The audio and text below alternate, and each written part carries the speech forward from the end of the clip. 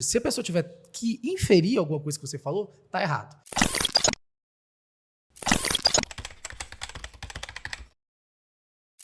Bem-vindos! Começa agora mais um chá de redação. Eu sou Rayane Oliveira, eu sou tutora pedagógica aqui do quadro e eu tô aqui com o Pedro. O Pedro é nosso braço direito da literatura, tá? O Pedro, ele começou agora nesse podcast com a gente e juntos a gente entrevista nosso especialista Baltazar, né? Ei, gente. Então, gente, mais um chá de redação começando e como você já sabe, o esquema aqui é o seguinte: nós vamos começar falando uma parte um pouco mais teórica, mais a ver com a estrutura textual. E como vocês já sabem, mais ou menos, né? A gente tentou esconder e fazer surpresa. Mas o tema Dessa de vez hoje... não deu, né? Tava muito fácil, mas tudo bem.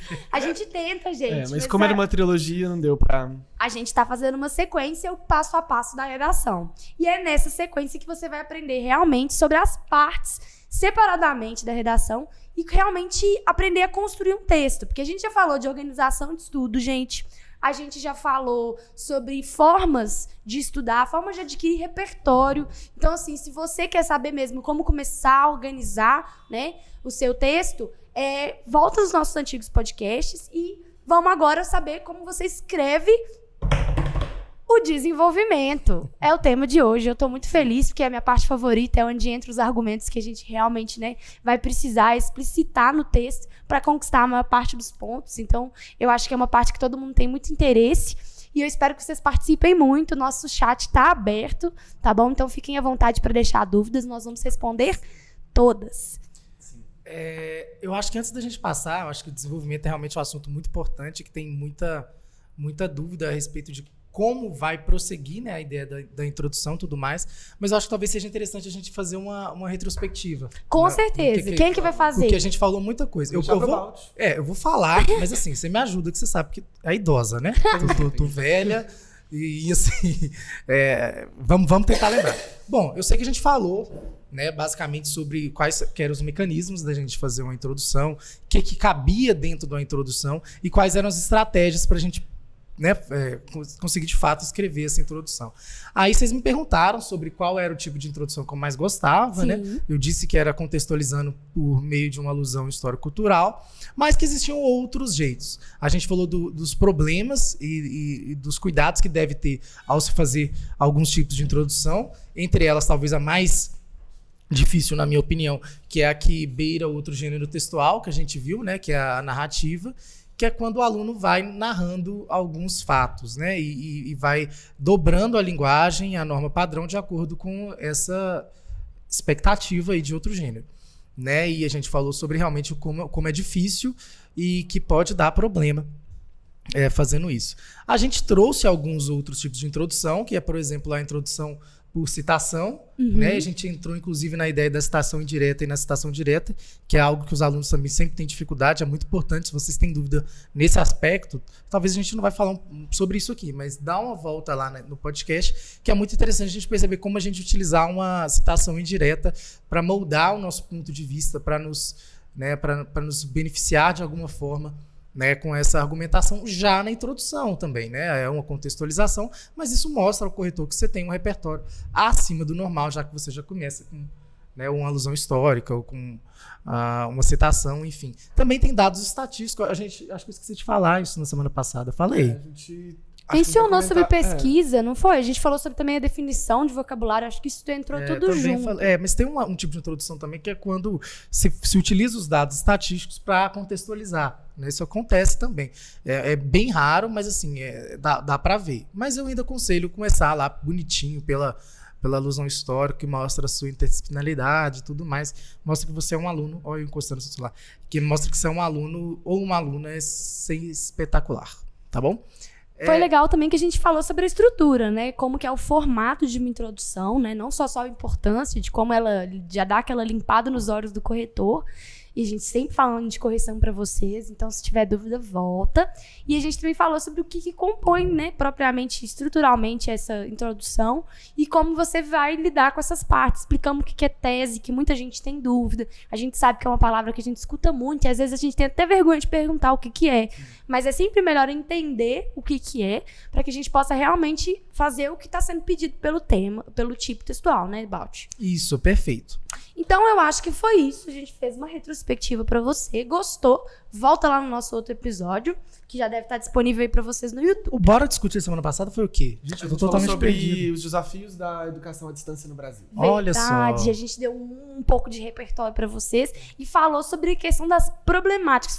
Foi aí também que a gente falou um pouco sobre definição de tema. O que é o tema que pede para você o desafio, o outro que pede o panorama e o outro que já direciona para a problemática. Isso é bom. Isso aí dá um assunto para um podcast sozinho, hein, gente? Fica a dica aí de... Fica. Será que A nós vamos Vanusa, ela hoje? tá falando gratidão pela divulgação gratuita. Entendi, Vanusa. É talvez do conteúdo. Acho que deve ser isso, sim, nesse sentido. entendi. Vanusa, vem assistir nosso podcast. É um prazer ter você aqui. Sim. Aqui, Luiz Maranhão, a gente responde muito essas perguntas, tá? De qual que é o tipo textual exigido, né? O gênero, o formato do texto exigido para um vestibular e para o outro. Balt, só para começar rapidinho. A AFA, ITA, diferencia do Enem pra gente? Claro, essa pergunta é bem clássica, que a gente ouve muito. Mas é uma dúvida muito pertinente, viu, Luiz? É interessante a gente pensar, primeiramente, nas semelhanças entre os gêneros, né? É o mesmo gênero, mas eles têm algumas diferenças, né? A AFA e o ITA estão cobrando cada vez mais uma proposta e um tema parecidos com o do Enem, levando em questão as problemáticas sociais e tudo mais. Agora, a grande diferença a gente vai realmente perceber isso, mais no tipo de repertório. Por exemplo, no Enem você pode utilizar repertórios pop, né? É claro que algumas bancas, como a FUVEST, por exemplo, tem aceitado cada vez mais repertório pop. Eu vi uma redação muito incrível, que foi o mesmo menino que tirou 1000 na redação do Enem, o Lucas Felp, e ele tirou 47 em 50 na FUVEST também, e ele utilizou Black Mirror lá também. Então mostra que as bancas estão se abrindo a isso, mas por enquanto, nas bancas militares eu não aconselho utilizar esse tipo de argumentação.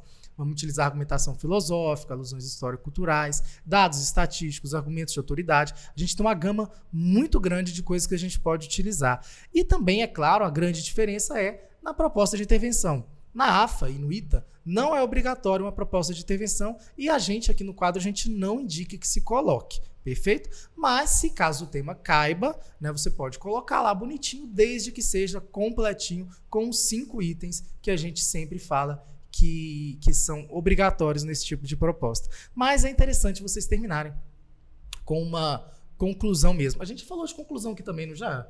A gente falou sobre redação reflexiva, argumentação de dissertação. E nesse podcast a gente falou sobre conclusão. Sobre a conclusão, Então volta aí que tem... falando especificamente dessas diferenças e como fazer essas conclusões. Mas eu acho também que é um assunto que cabe um podcast inteiro. Cabe, nós faremos, tá? É muito do nosso interesse falar depois de cada particularidade das bancas. Então, uma das coisas que eu já falei, eu repito, deixem pra gente as bancas que vocês têm interesse e que não são muito discutidas, né? A gente sabe que a grande maioria dos cursinhos, a grande maioria do material disponível está direcionado para bancas específicas. Então, vamos explorar, vamos descobrir junto, né? E você falou que é o mesmo tipo, a dissertação argumentativa, então a AFA também. Também. Legal. Então, volta um pouquinho se ele falou que você semelha ali na FUVEST e fica ligado nos próximos podcasts que vai aparecer esse tema com certeza aí para você. Não vou dizer em qual semana, tá bom? Porque a gente tem que manter um mistério.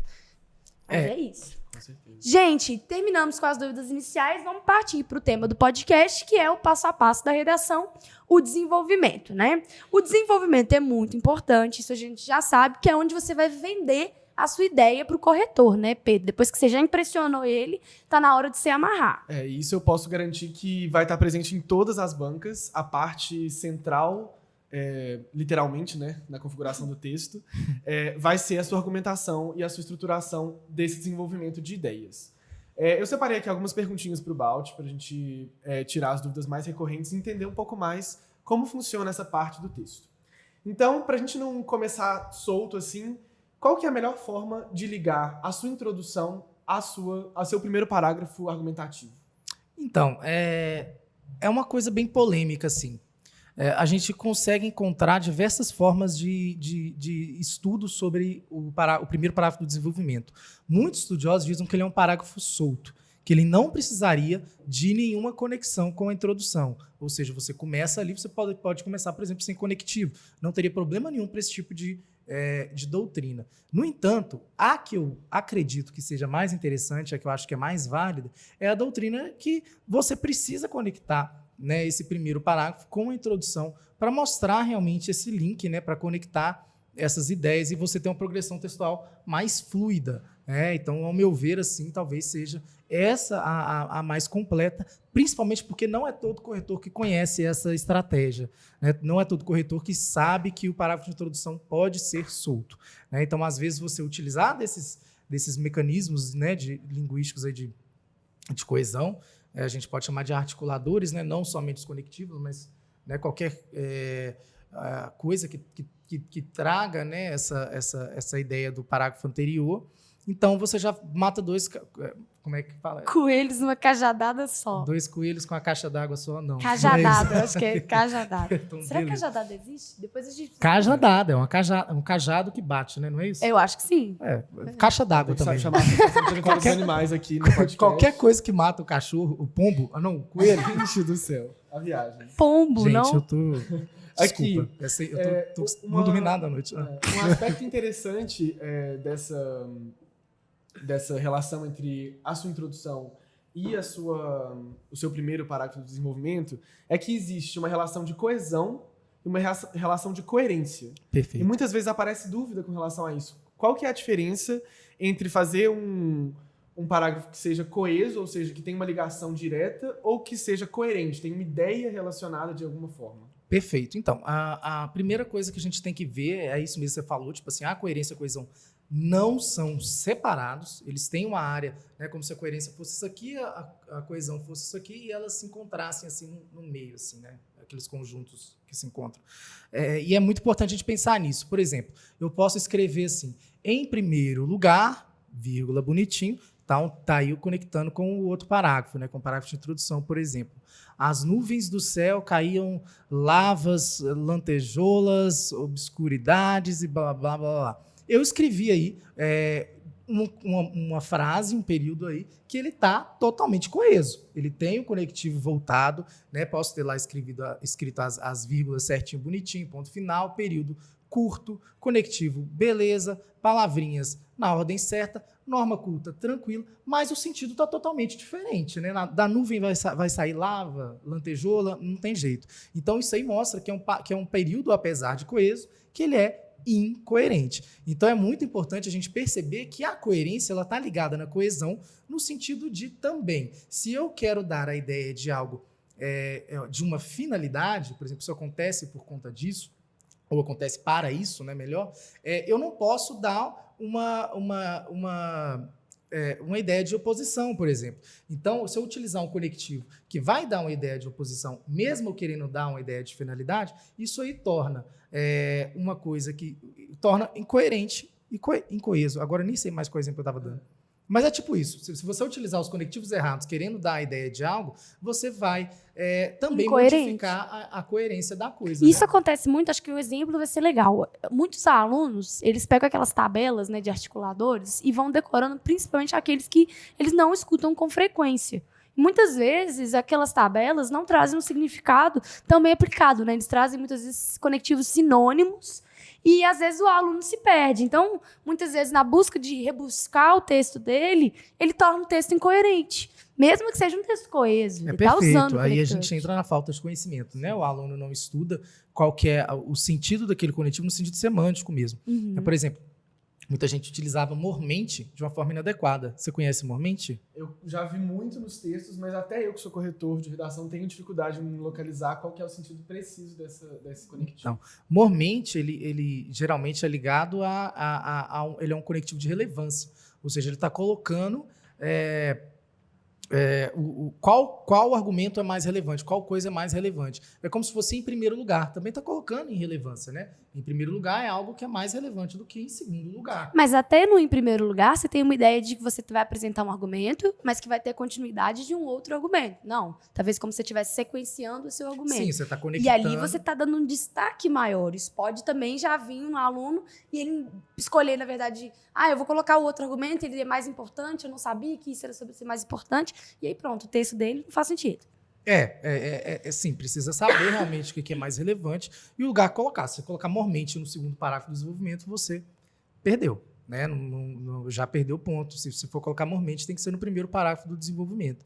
Então é muito interessante, né, Pedro, a gente olhar, de certa maneira, qual que é o sentido real daqueles conectivos e qual lugar que eles devem ser colocados. Né? Existem vários textos muito legais aí na internet, vários vídeos muito legais explicando quais conectivos, qual o sentido deles e aonde colocar no texto. Isso aí é fundamental para o aluno que tem dificuldade, né, na competência 4 do Enem ou na competência 4 do ITA, né? No ITA entra como coesão separado, no Enem também, né, conhecer os mecanismos linguísticos e tudo mais.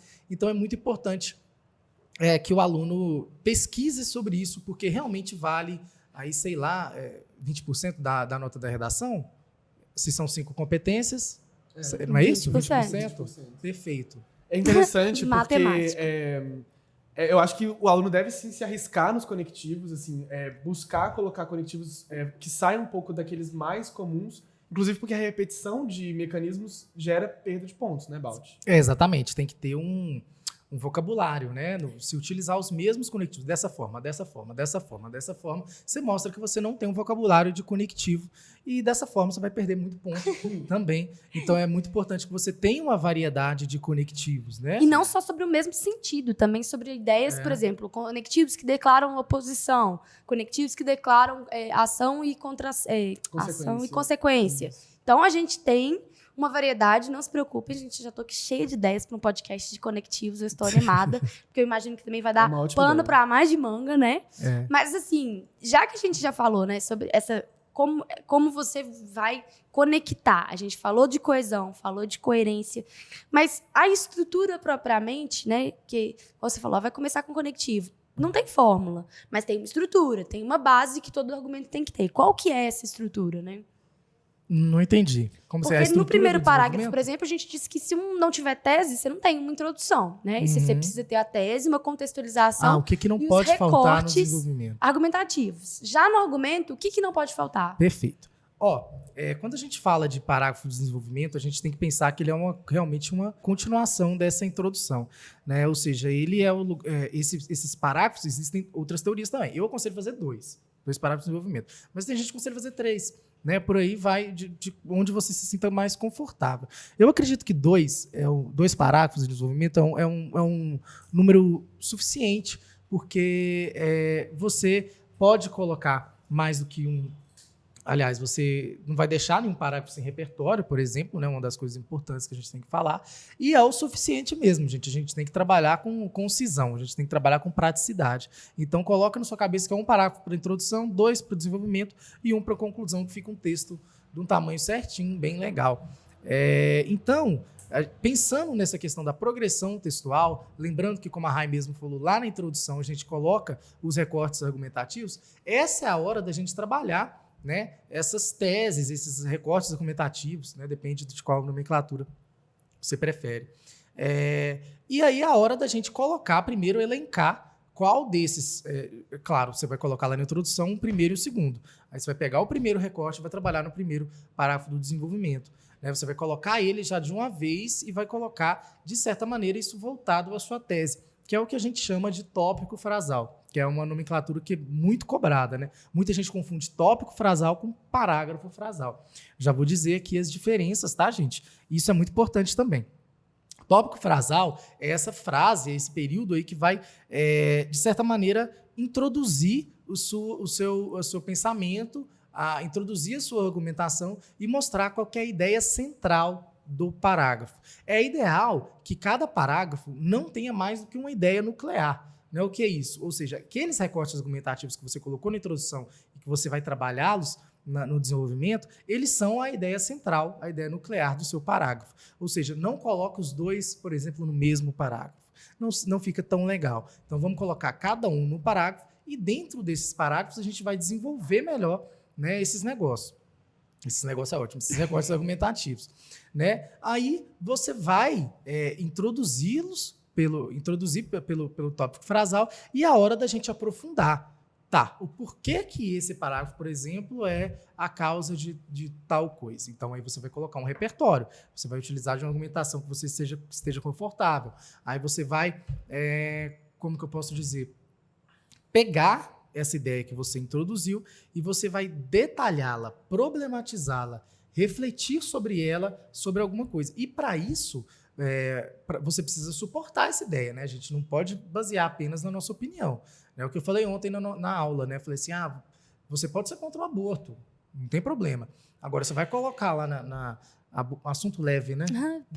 Levíssimo. Mas aí você vai colocar lá na sua redação, você não pode colocar, eu acho que é isso, por conta, por exemplo, da minha religião. Não.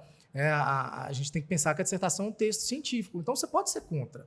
Mas a gente não vai utilizar desse tipo de verbo, né? Achar, acho, principalmente dessa pessoa conjugando o verbo também, não é adequado, né? Então, e você vai colocar alguma teoria que suporte isso. Por exemplo, existem teorias. No direito, existem 3 teorias para isso, né? Para a ideia do nascituro. Existe a teoria do conceptismo, que aquela vida ela é desde o momento da concepção. Existe a teoria que é depois de alguns meses que esse nascituro vai ter direitos adquiridos de ser humano, né? E existe a teoria que é a mais aceita, que é quando esse nascituro nasce. Ou seja, nasceu o nascituro, está vivo, é um ser humano, possui direitos adquiridos aí de qualquer pessoa. Sim. Então, utilizando de alguma dessas teorias, você está suportando o seu ponto de vista e não é apenas especulação, senso comum, né, juízo de valor, que é o que a gente sempre fala. Então, a gente sempre tem que trazer esses argumentos ligados a isso, ligados à ciência, ligados à comprovação, mesmo que não sejam ciência propriamente dita, né? Pode ser, por exemplo, da áreas humanas, a gente já falou de argumento de autoridade, né? Não, é uma ciência, mas, tipo assim, não é ciência propriamente dita, dá vontade de matar, né? Não foi isso que eu quis dizer. Sociologia pode, gente, tá? Elementos Pode. sociais, distorções sociais também são comprovados. São comprovados. Literatura, Sim. língua, tudo isso entra na Tudo ciência isso também. vale. Mas o que eu quis dizer é questão de cálculo. Sim, mas né? evitar também, acho que cai aí no sentimentalismo também. Muitas vezes o aluno vê uma problemática muito social e ele vai achar que comprovando com trajetórias, que é onde entra, por exemplo, vai contar um fato, vai contar uma vivência, né? Um documentário, alguma coisa, ele acaba trazendo mais essa emoção. E aí eu acho que é onde eu aprendi a questão dos advérbios, né? Acho que é isso. Sim. De você começar a qualificar as coisas pura e simplesmente por causa dessa emoção. Não é um texto científico. E até dentro da questão da emoção, do social, você consegue achar a ciência, achar as pessoas, né? E a gente fez um podcast também sobre argumentação filosófica, que é muito legal, gente. Dá uma olhada aí depois também, que tem várias coisas muito boas a respeito disso, sobre utilizar, né, a filosofia, a sociologia, qual a importância disso, onde colocar isso, né? Então é muito importante. Então o parágrafo de desenvolvimento basicamente é para isso. A gente coloca lá o tópico frasal para elencar as coisinhas. No comecinho já No ou comecinho no meio? já. Eu já aconselho. Não tem lugar, né? Tipo assim, você pode colocar ele no segundo período. Mas assim, eu aconselho você já começar, né, Pedro? Que você já define sua visão, você já define seu ponto de vista e você vai ter mais espaço para provar que você está certo, né? Para persuadir esse locutor, esse interlocutor, perdão. E pode falar. Não, eu ia dizer que isso que o Baldi falou de você ter um núcleo do seu parágrafo é essencial no sentido de que às vezes, eu pego muitas redações, o aluno ele quer inserir uma informação a mais, ele quer, né, ele acabou ali o recurso dele naquele argumento e ele quer inserir uma informação a mais e coloca assim, nos últimos 2 períodos, uma coisa que fica totalmente de paraquedas no texto. Então, isso é muito complicado. Pense na estrutura do seu parágrafo como uma coisa não fechada, porque ele está relacionado com as outras partes do texto, mas como uma coisa completa. Isso é difícil, e coesa. né? É muito difícil. Porque quando você tem uma problemática muito grande, que realmente você lê o problemático, você vai fazer assim, Mobilidade urbana, por exemplo. Gente, quantos problemas tem na mobilidade urbana? Você não vai poder pegar um parágrafo e listar todas as coisas que estão erradas na cidade. Isso é uma dica muito boa mesmo. Fazer uma escolha, Muito né? importante. E essa escolha argumentativa, tem alguma dica, alguma coisa que pode auxiliar? Com toda certeza. A gente vai olhar, por exemplo, a proposta de redação, que lá está dando qual é o recorte argumentativo que vocês precisam seguir. Né? Então, olhar para a proposta de redação e fazer aquele rascunho, que eu sempre indico, eu sempre ensino a fazer, né? Falar, tipo assim, no texto 1, qual que é a ideia central desse texto? No texto motivador 2, qual que é a ideia central desse texto? Você fazendo isso, você é direcionado especificamente para quais são as problemáticas que a banca está querendo ver. Porque caso você não aborde tais problemáticas, você pode até, por exemplo, fugir, né, do tema, ou tangenciar o tema. E por aí Isso vai. foi sério esse E por aí ano, vai. né? Perdão. Esse ano, muita Tem gente até teve uma pergunta mais dificuldade. pro final, que a gente vai chegar lá. Mas antes eu gostaria de perguntar uma coisa. A gente tem umas dúvidas. Vocês querem passar para as dúvidas? Mas eu achei as dúvidas, eu já li as dúvidas aqui, eu acho que a da Vanusa entra muito no que você acabou de falar. Porque ela falou assim, vocês acham que sobre o que usar penso que? Você falou assim, eu acho, e se eu substituir eu acho por penso que? Não, também não é muito adequado, Vanusa. Penso que, acho que, acredito que, são todos verbos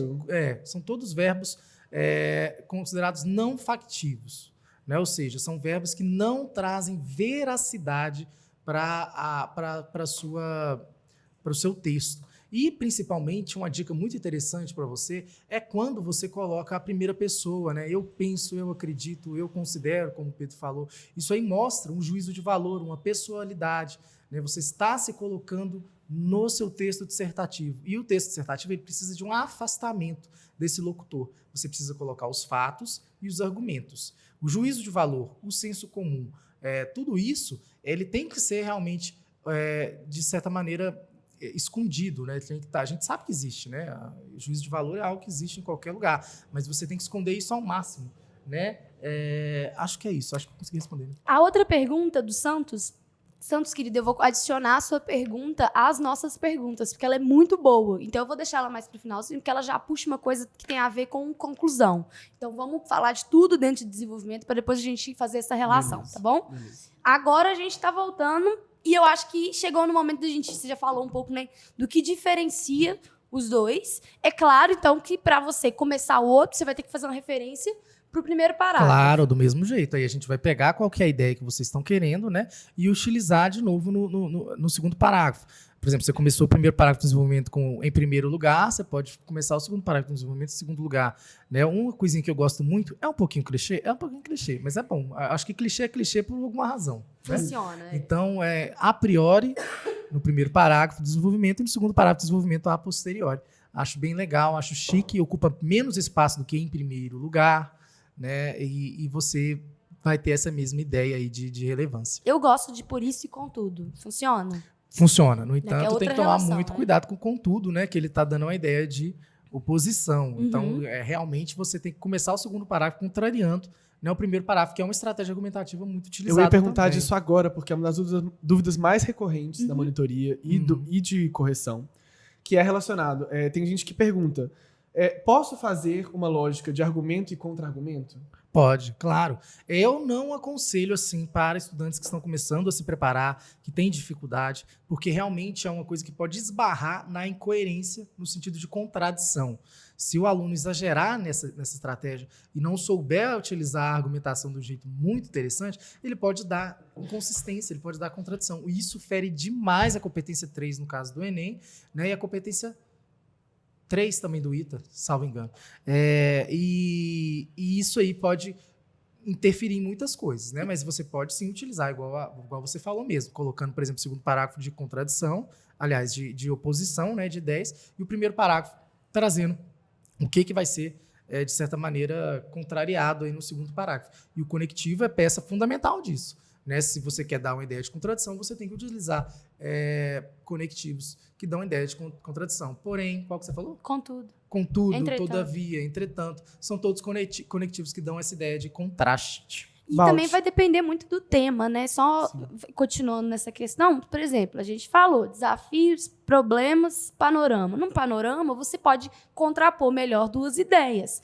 Num problemática, fica difícil você jogar um problema contra o outro. Né? Porque às vezes você está colocando uma posição que está indo em contramão com o que você está defendendo. Aí isso aí também dá problema, porque você está utilizando uma argumentação contra seu ponto de vista e você fere o gênero assim, de uma forma muito forte, porque você não vai conseguir defender esse ponto de vista, você não vai conseguir persuadir ninguém, né, desse jeito. Também é sobre isso. Uma dica que eu sempre dou para os alunos quando vem essa dúvida deixe sempre evidente qual que é o seu ponto de vista, mesmo que você apresente um outro lado da história, deixe claro que esse lado está sendo utilizado por você como argumento de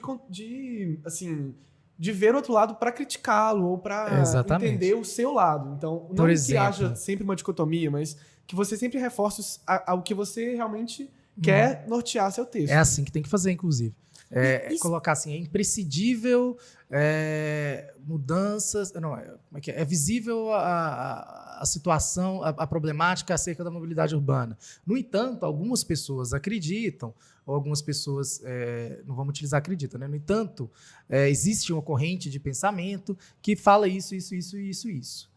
Porém, a gente consegue identificar, baseado nesses argumentos, que isso está incoerente, por exemplo, né? Então, aí a gente consegue ver que, apesar da gente ter colocado que algumas pessoas são contrárias ao nosso pensamento, a gente logo já rebate com um tipo de argumentação que vai ajudar no seu ponto de vista e vai dar uma esculachada aí nessa galera que você falou. Já pensei, gente, use os terraplanistas, use essa galera que realmente sabe, o antivacina. A pessoa que tá ali, sabe, alheia à sua problemática, pega essa pessoa e aí você crucifica ela no seu texto, fica tudo bem. Com as devidas... sem juízo de valor, exato, lembrando o que a gente falou antes. Com a devida impessoalidade. Isso. E você falou um negócio que me confunde muito. Porque, tipo assim, tem essa parte original. A pessoa pede pra você opinar. Ou seja, no seu texto fica explícito o tempo todo que você precisa ser um agente, que você precisa marcar o que você pensa sobre a problemática. Mas, ao mesmo tempo, você precisa reforçar o que você pensa com argumentos. Como que a pessoa, com argumentos assim, né, no sentido de repertório, eu tenho que argumentar por mim e tenho que, dentro de um repertório, fortalecer esse meu argumento. Mas como que eu diferencio? Como que eu não caio no ponto de que eu tô só, assim, mostrando um repertório para a pessoa, sabe? Como é que eu tenho certeza de que eu também me inseri nessa discussão, né? Eu vou introduzir um filósofo, aí eu vou falar, fulano, pensa isso.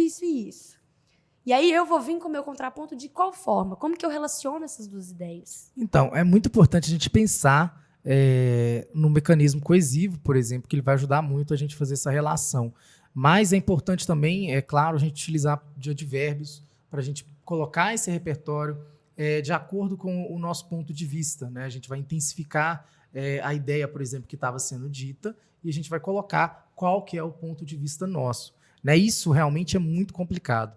Talvez seja uma das maiores dificuldades do aluno mesmo. Colocar um repertório, pode ser o repertório que for, cara. Pode ser tipo assim, aquele livro poda, sabe? Aquela coisa assim, espetacular. Se o aluno não souber relacionar esse livro com aquilo que ele estava dizendo ou com o ponto de vista dele, isso vai ficar solto e pode penalizar, por exemplo, na competência 3, que fala sobre relacionar, não só selecionar, né, mas relacionar esse tipo de argumentação aí a favor do seu ponto de vista.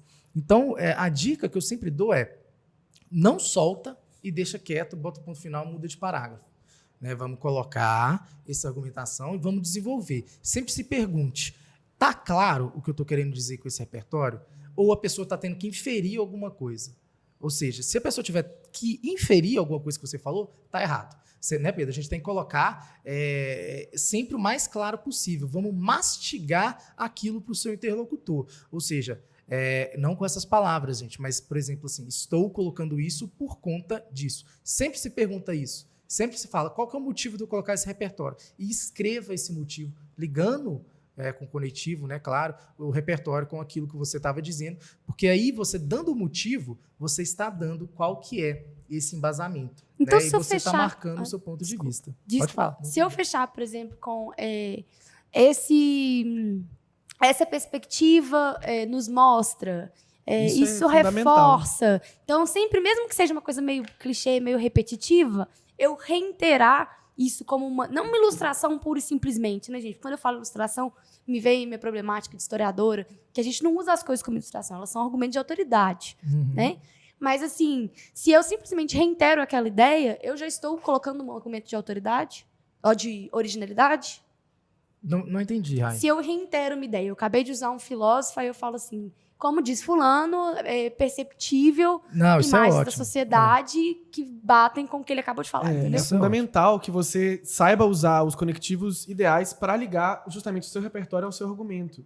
Então, quando você falar, a partir dessa ótica, podemos inferir, podemos compreender melhor o problema. Você já está falando que você concorda com aquilo que você colocou e como que esse seu repertório vai ser útil para falar sobre o problema que você está tratando. E isso já é o uso original do seu repertório. Acho que mais do que você colocar a sua opinião propriamente dita, é você entender como que você pode usar a sua bagagem como um fator de construção da sua argumentação. É perfeito, gente. Vocês têm que colocar aí o ponto de vista de vocês, logo depois da argumentação, sempre realmente fazendo isso que o Pedro falou, tá? Sempre vamos deixar esse ponto de vista delimitado, porque senão perde ponto sim. Tá bom? Dica do Balt, foi usar um argumento? Coloca o porquê. O que esse argumento demonstra? E se você escolheu esse argumento, essa é a sua opinião. Ele demonstra isso pra você porque faz sentido no seu texto. Né? Perfeito.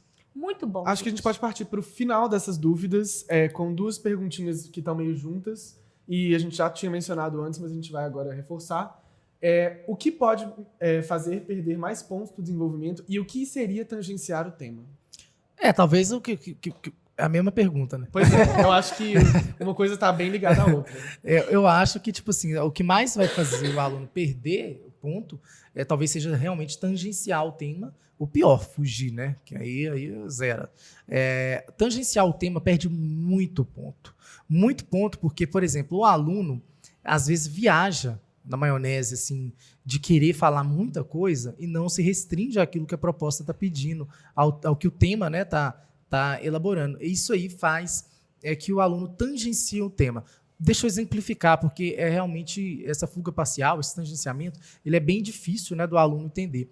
A gente tem na plataforma uma proposta que eu gosto muito, que ela fala sobre 3 coisas que é um pouco complicado de juntar. E que, ao mesmo tempo, se você não colocar essas 3 coisas, você está tangenciando um tema.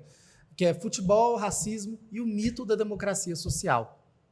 Racial. Racial. O que eu falei? Social. Não, racial, perdão. E o mito da democracia racial. Então, o aluno, às vezes, aborda o racismo e o futebol, mas esquece da parte da democracia racial. Isso aí faz tangenciar o tema. E quando você vê, você tirou lá 40 na competência 2 em vez de 200.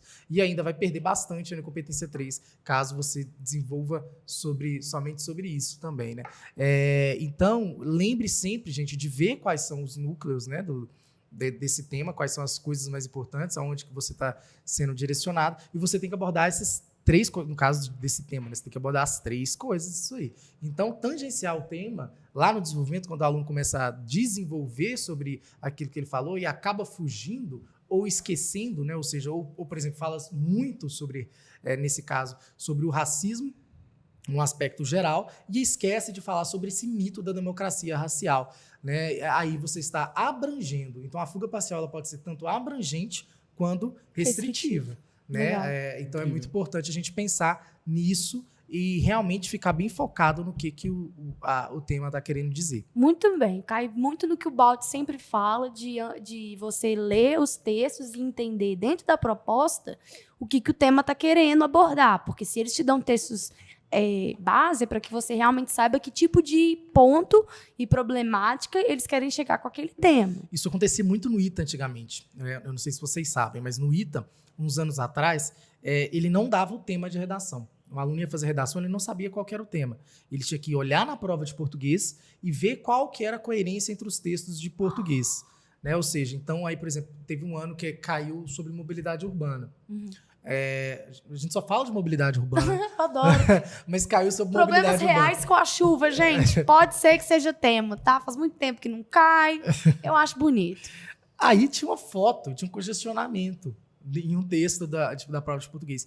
E muitos alunos erraram sobre isso porque eles acharam que o tema seria congestionamento. Tipo trânsito. Só trânsito, congestionamento, tipo, tô lá no congestionamento para chegar no trabalho, essas coisas. Não, mobilidade urbana vai muito. E aí entra no além. estresse, aí você já consegue, igual a gente falou, o tempo uma mobilidade urbana, volta aí no podcast, que é Mara, a gente falou que tipo, uma problemática pode apresentar 1000 desenrolares. Você precisa saber aonde que é o ponto da mobilidade. O ponto pode ser ecologia, pode ser cidadania. A gente falou sobre isso. Então, eu acho que fica muito claro. Né? Perfeito. Pega o tema lá, faz as suas anotações bonitinhas e é isso. Você não vai ter perigo, não. Entenda bem a proposta. Agora eu vou lá no Santos, que ele falou assim, olha, pensando em uma estrutura de texto mais sólida, aí ele colocou barra forte, tratar do agente apenas na conclusão compromete a nota, aí ele deu um exemplo. Por exemplo, eu estou falando sobre mídia e eu não falo da mídia durante meu texto, mas no final eu responsabilizo ela por conta da problemática. Né? Eu entrego para ela a proposta. Como é que a gente faz? Eu tenho que introduzir esse agente antes? Para mídias, eu não entendi. A culpa é da mídia e a mídia é o agente. É como se ele fosse fazer uma redação sobre o tema em que o agente final para ele, que ele vai responsabilizar, vai ser a mídia. Então, provavelmente alguma coisa mais cultural, alguma coisa ligada ao social, né? Bom, é interessante a gente pensar que, realmente, se você, por exemplo, está falando que a causa da mobilidade urbana, por exemplo, a causa é a negligência do governo, aí você pode sim colocar o governo, né, como o solucionador, né, disso aí. Você pode fazer sim isso. O que é primordial você fazer numa intervenção é que essa intervenção, ela de fato soluciona aquilo que você falou. Então, de certa maneira, as problemáticas que você abordou, elas têm que ser resolvidas nesse parágrafo da conclusão.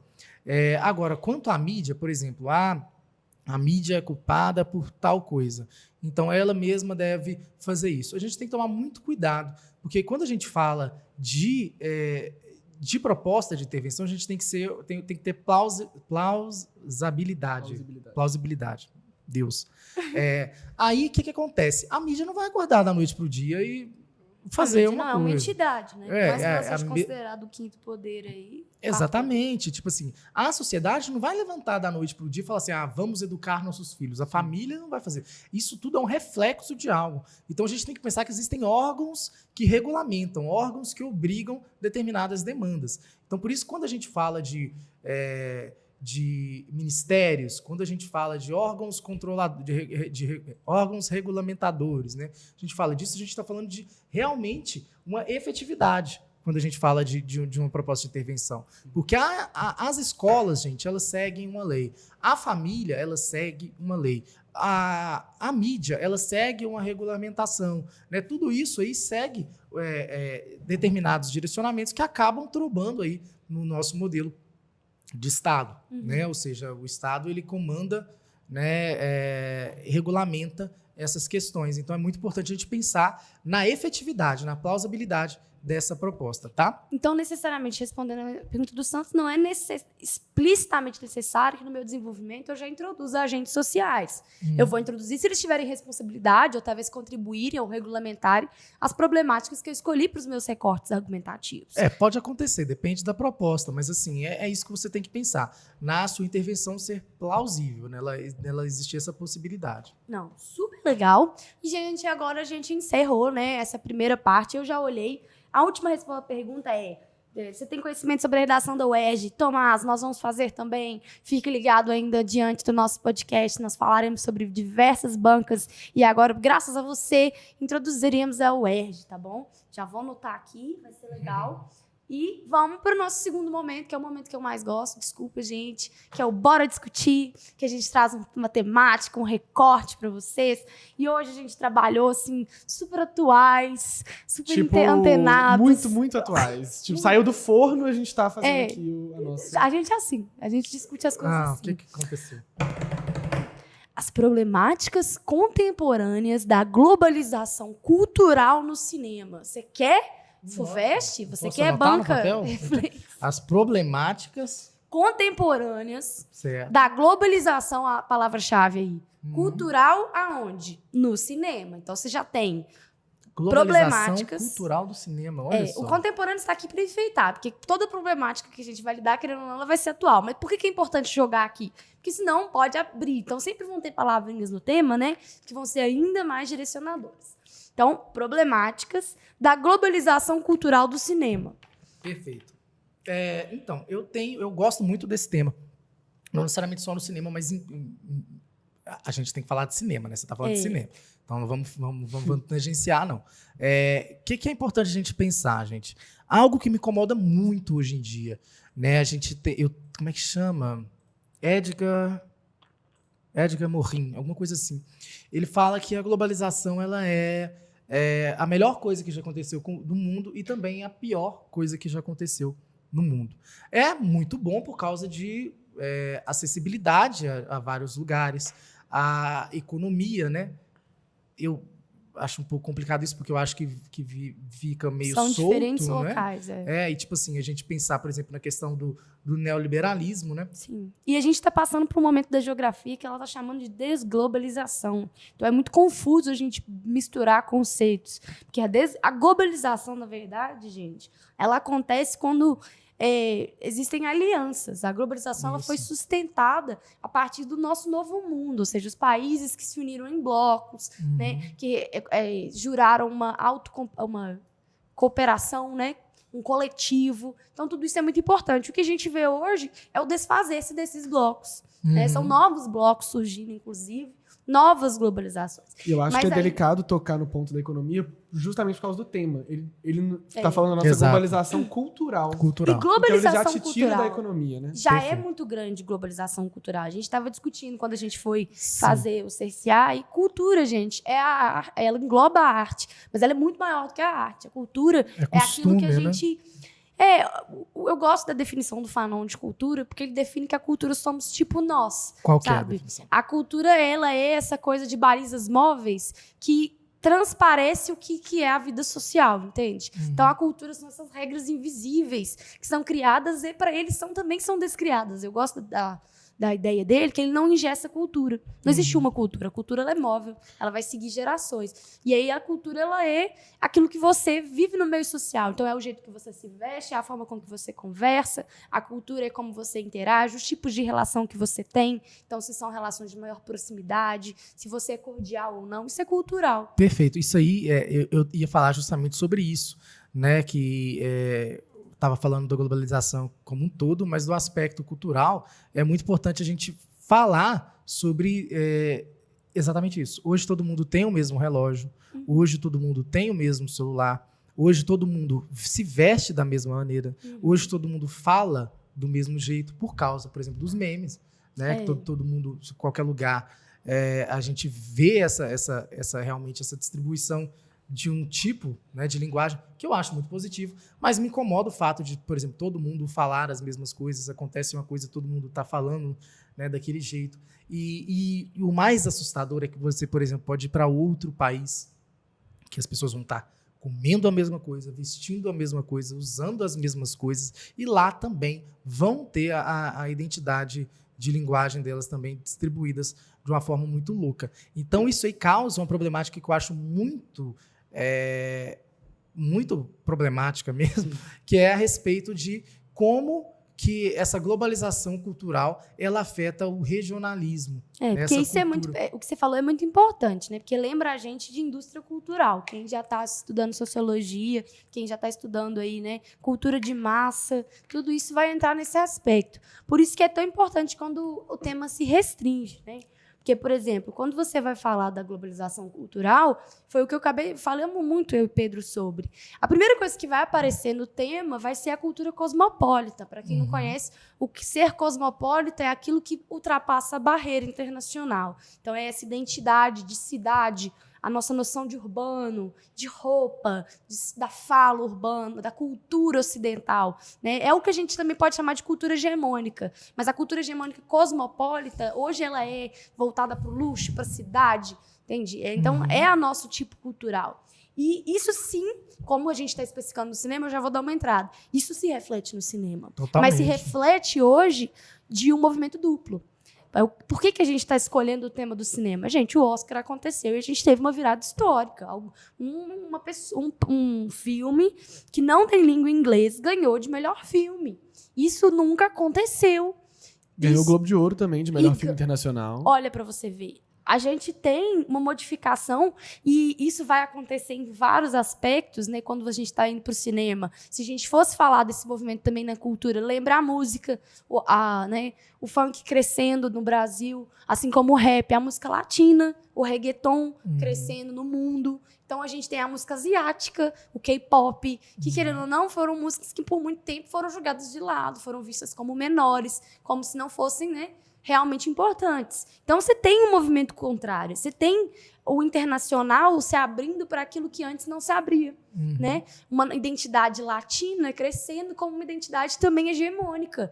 Tem muita gente que hoje tem essa fascinação pelo latino. E isso começou lá atrás, isso não é novo. Né? De alguma forma, a gente já tem visto isso acontecer. Assim como a gente tem visto a cultura negra sendo aceita de uma forma mais majoritária. Talvez bem menos no cinema, que ainda é uma arte muito elitista, mas na música, principalmente, isso está acontecendo, né? Você vê que hoje um dos maiores tipos musicais ouvidos é o rap, é o hip hop. Então, tipo assim, ainda assim você vê, mesmo que tenha a questão da indústria cultural misturada nisso, você vê o que é um movimento duplo, né? E no cinema é isso que a gente queria trazer. Eu acho interessante demais isso aí que a gente tá discutindo a respeito dessa globalização, que era algo que me incomodava, mas que talvez possa até virar uma proposta de redação aí, porque realmente é muito legal. E a gente tem que pensar, Rai, que realmente é uma via de mão dupla, mas quando a gente pensa em redação e a gente pensa num tema voltado às problemáticas, é importante que a gente evite de falar de pontos positivos para que, às vezes, não caia prejudicando, né, dando incoerência aí com o ponto de vista. A gente pode fazer a contra-argumentação, tudo mais, mas a gente tem que, como eu disse antes, falar sobre cautela. Uma coisa muito importante que eu acho que talvez se abarcaria aí na questão do cinema também, eu vou citar Bauman, né, na vida. Bauman falava, né, que tudo que a gente faz hoje em dia nesse mundo globalizado, ele gera uma ação para alguém. Acho que isso até lá de modalidade líquida mesmo. E isso é muito importante a gente pensar nesse cinema. Tipo, a pessoa que produz, por exemplo, um filme que está abordando algum contexto, isso vai refletir e causar efeito, né, em outras pessoas, né? Isso também é importante no quesito de responsabilidade também dentro do cinema com as pessoas, né, que estão representadas ou não naquela tela de cinema, que talvez seria uma grande problemática também acerca desse tema, que é sobre o que aquele filme, o que esse cinema ele está gerando aí para a sociedade, né? Ou seja, se ele está realmente refletindo, se ele está sendo justo com as pessoas, ou se ele está apenas seguindo o fluxo e sendo, sei lá, heteronormativo, né? Ou seja, você vê apenas pessoas brancas, enfim, recheado de estereótipos, né? Então isso aí tudo também são problemáticas dessas questões aí. Eu acho que através do cinema atualmente e com esse fato do Parasita, com essas discussões cada vez mais presentes nas premiações que a gente vê toda hora, né? Discursos de artistas, de celebridades, de diretores falando sobre isso, como que o cinema revela a insustentabilidade de uma hegemonia. O mundo, a globalização mudou a cara dela. Então, como que isso é um problema? Como que ainda com essa insustentabilidade prevalecem as estruturas racistas, machistas, LGBTfóbicas, enfim, e todas essas que a gente está aí acostumado a ver no dia a dia, né? Como que isso é uma barreira a ser enfrentada através da cultura do audiovisual? Porque eu acho que... E vou responder João Pedro Gianpietro. Aqui, olha, a sua pergunta foi sensacional e casou muito com o que eu vou falar, que é a questão histórica, né? A palavra-chave ali, além de problemáticas da restrição do cinema, é a globalização. Então, falar de globalização é falar de ondas diferentes. Hoje, a nossa globalização ela tem muito mais a ver com essa miscigenação cultural. Ou seja, o estrangeiro vai aparecer, ele vai se destacar. Porque hoje você tem, por exemplo, os Estados Unidos que é recortado de diferentes nações. Então, você tem, dentro da produção estadunidense, você tem que mostrar e representar outras pessoas. Só que dentro da globalização, né, a gente vai pensar muito no que já aconteceu.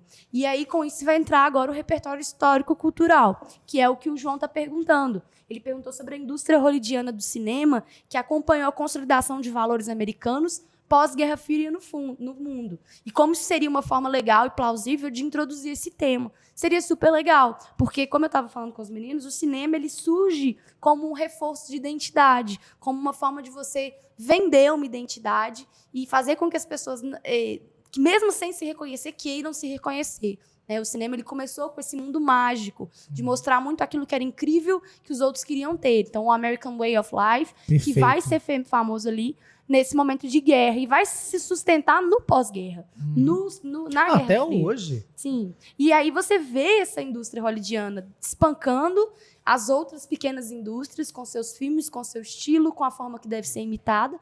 Mas você também vê hoje essa indústria tentando se inovar a partir daquilo que ela antes negligenciou. Então, se inovar a partir de um filme que vai trazer um enredo, sim, de uma personagem latina, mesmo que seja em inglês. Quantas vezes, gente, já vão para tão longe, e aí você chega lá, a pessoa está falando inglês, e fica assim, não faz sentido.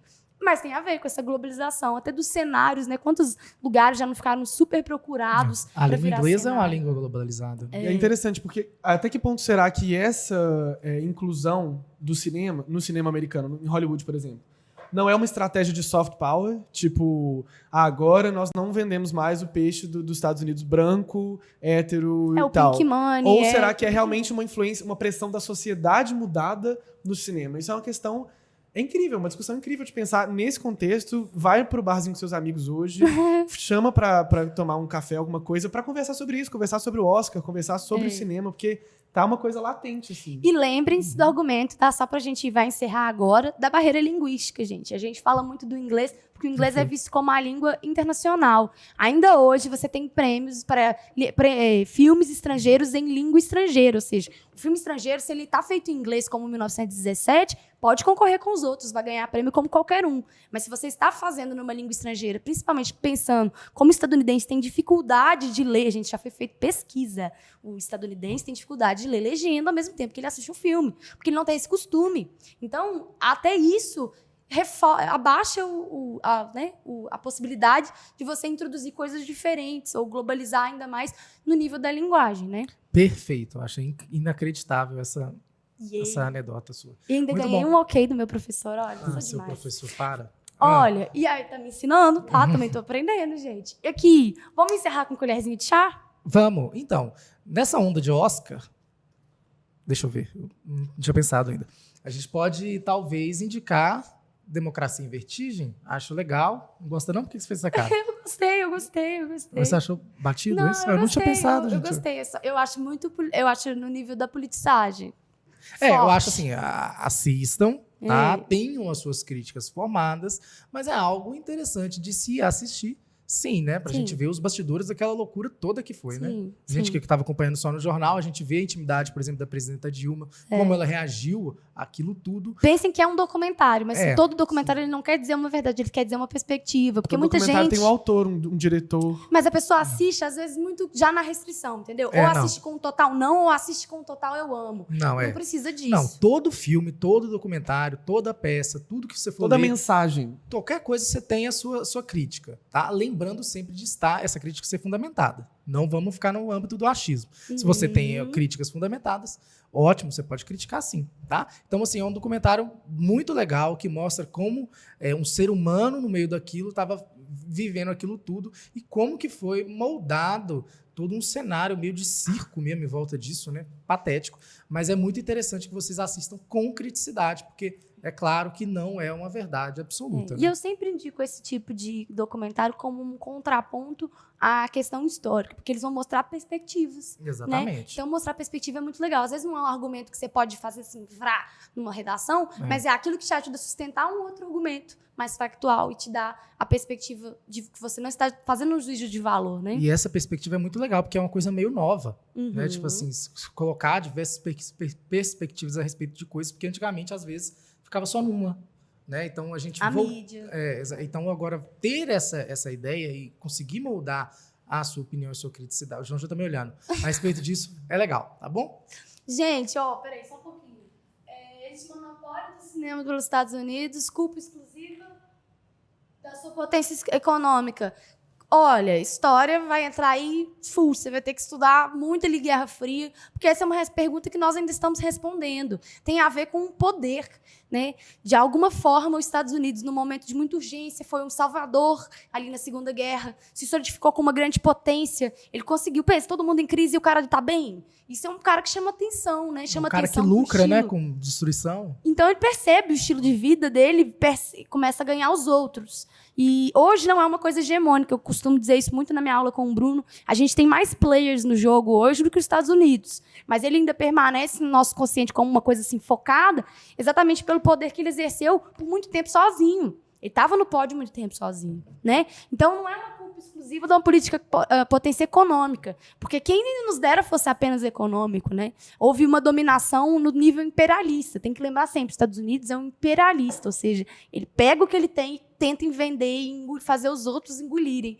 Então ele acaba vendendo ideias também, não só a política. Foi importante para isso também. Sim. Então, gente, olha, um prazer imenso estar com vocês. Obrigada pela participação e nos vemos na próxima terça. Beijo. Isso. Tchau, tchau, gente. Beijo.